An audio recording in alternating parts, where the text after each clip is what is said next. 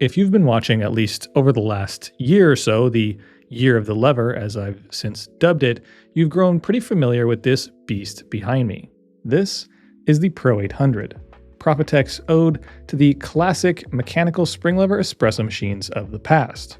A block of stainless steel and copper paired with a couple simple modern amenities, like a PID controller and eco mode. But in a lot of ways, it seems like Profitec has approached this machine with an if it ain't broke, don't fix it type of mentality. So in this video, we're going to finally be digging into the Pro 800 to see if that approach has worked out or who it works for, along with a quick overview, a look at its notable features, a deep dive into its uniquely spring lever performance, and of course, the always and ever-present quirks and downsides. But first, a quick word from this video's sponsor. If you're into coffee, its culture, and learning about the world around it, Standart magazine is the perfect addition to your brew bar or coffee table. With quarterly releases, they shed light on issues both inside and outside of the cafe, highlight people who elevate the industry, and deep dives into new ideas around all things coffee. To sweeten the deal even further, each issue also includes a sample of coffee from some of the best roasters on the planet, to give you the full sensory experience. You really can't beat the combination of fresh coffee and fresh print. So head on over to standartmag.com/Sprometheus or use code Sprometheus at checkout to snag $5 off your very own subscription of coffee and culture, shipped direct to your door nearly anywhere in the world with a money-back guarantee. And if you're still on the fence, you can actually get Standart today for just the cost of shipping.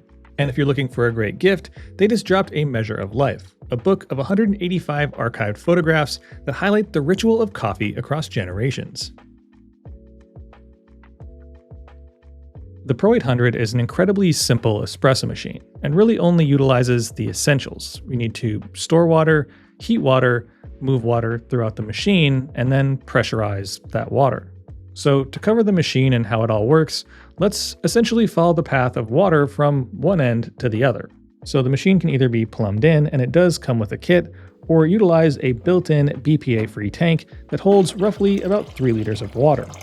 And when using the tank method, a vibration pump in the machine is the only pump used to push water from the tank to its large 3.5-liter copper boiler. And that's right, that's not a misspeak. The inside of this machine is roughly 80% boiler, 10% water tank, and 10% a few electronic components, wiring, and tubing. And inside the boiler sits a 1500-watt heating element, and then water is pulled from the boiler using both the pressure created during heating and a classic dipper system that siphons the water up when the lever is pulled, which utilizes a hefty 17-pound spring to build pressure, then travels through a pathway to reduce the temperature prior to reaching the coffee. Now, I did do a deep dive video talking about all things pressure and temperature on this machine, so if you want a fuller explanation, I'll post the link to that video above. But in short, what I found was on the scase at a 250 degree Fahrenheit or 121 degrees Celsius set point, the Pro 800 was hitting the puck at around 217 degrees Fahrenheit or 103 degrees Celsius. And regarding pressure, the Pro 800 seemed to peak high as well, oftentimes reaching around 10 bars before beginning its slow and stable reduction as the coffee puck's back pressure or overall resistance failed. When it comes to performance, especially as a home machine, the Pro 800 as a large single boiler spring lever espresso machine does put it into some unique categories. For one, the aforementioned large single boiler, as you'd expect, does take some time to heat up. Profitec says 30 minutes, but in my opinion, with heating all of the heavy components in and around the group, I'd lean closer to 45 or more for max temperature stability. Yet from there, considering the large amount of water in the boiler, once it's up to temp, it maintains it very well. But as we move into brewing, let's quickly cover how a spring lever operates for those who maybe aren't so familiar. In its neutral or upward facing position, water is being blocked by the piston from entering the cylinder. So as the lever is being pulled down, at about level with the floor, water begins to rush in. Then at full down and locked position, water has likely filled the chamber and is now producing what's called soft pre-infusion, as it utilizes the boiler pressure, which in my case is just below 1 bar. As the puck saturates, you then can release and guide the lever upwards to begin pressing down on the water in the cylinder and pushing it through the puck.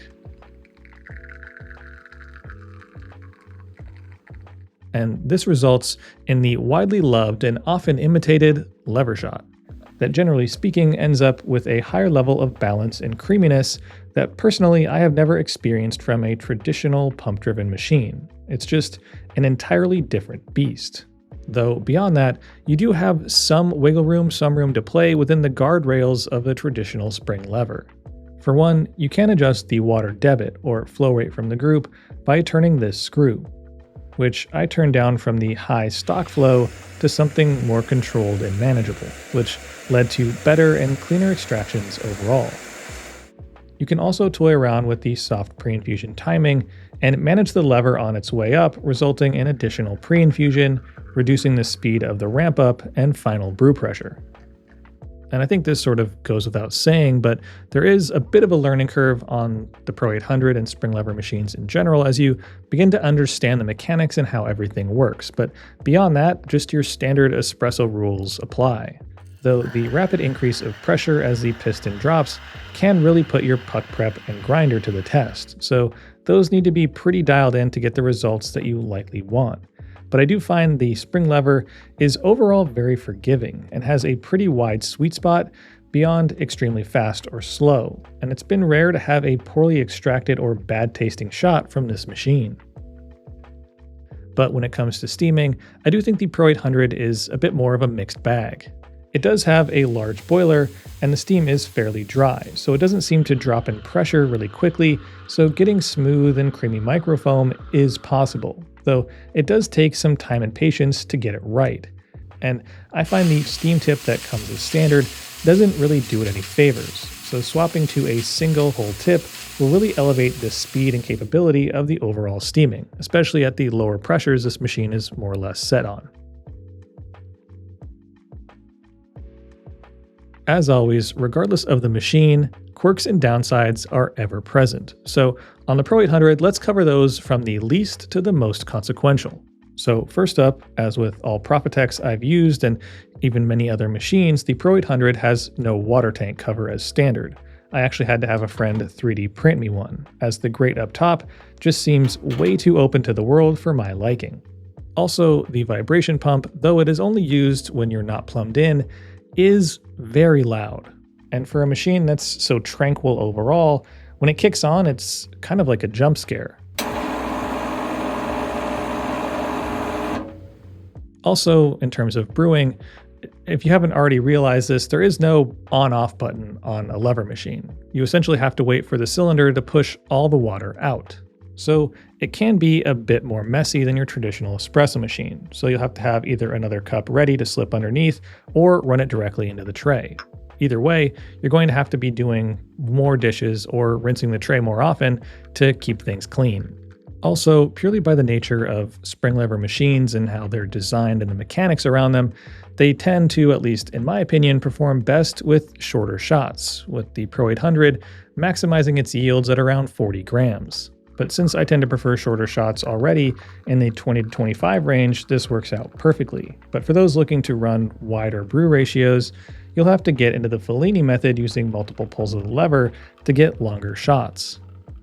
And last but not least, the biggest potential sticking point, in my opinion, is this machine's large overall footprint. Sitting at nearly 29 inches high, 23 inches deep, and weighing in at a whopping, at least by home machine standards, 78 pounds, you'll need a lot of counter space and high cabinets to make this one work.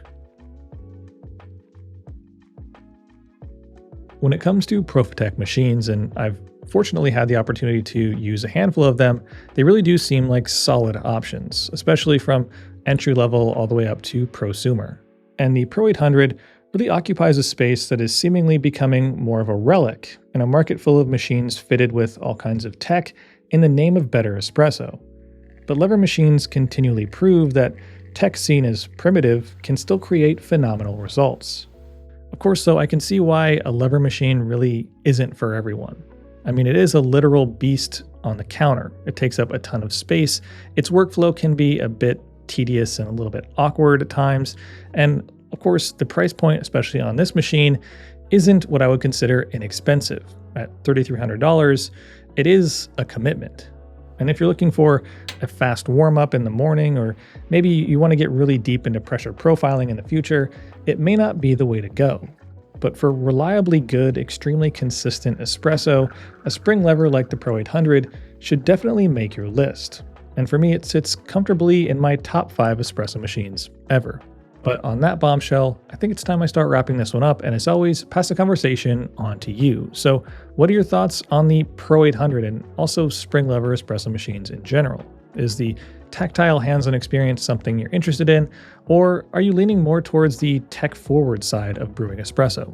Drop your answers to those questions and any others you may have in the comment section down below. And as always, I'll see y'all in the next video. Thanks for watching, and if you enjoyed the video, don't forget to like, share, and subscribe. Hit that little bell button for notifications when new videos drop. Check out my Instagram at Sprometheus for more coffee content. Help support the channel by considering becoming a member for exclusive access. And as always, stay caffeinated.